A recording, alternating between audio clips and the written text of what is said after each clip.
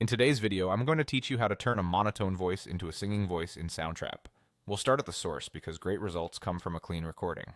Open Soundtrap, create a new vocal track, and monitor with closed-back headphones to avoid bleed.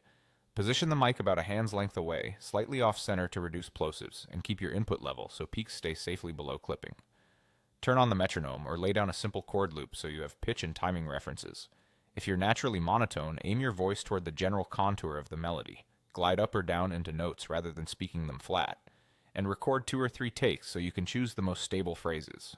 Next, let's shape the pitch. Select your vocal track and open Soundtrap's pitch correction.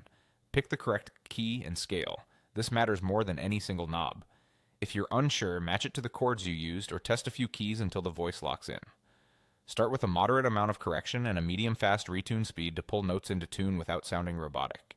If things still drift, lightly transpose a tricky phrase up or down a semitone or two, or re-record that line with clearer note targets. The goal is to let the software do fine-tuning while your voice provides the overall direction. Now build the illusion of singing with an effects chain.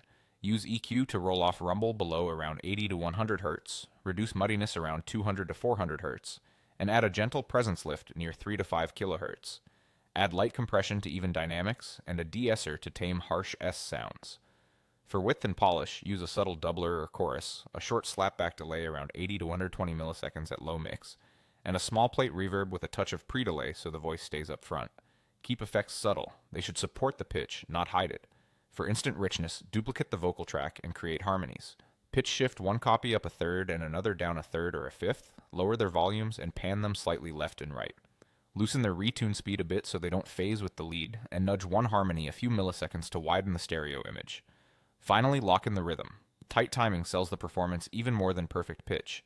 Trim and nudge syllables so consonants line up with the beat, keep breaths natural, and let the groove lead your phrasing.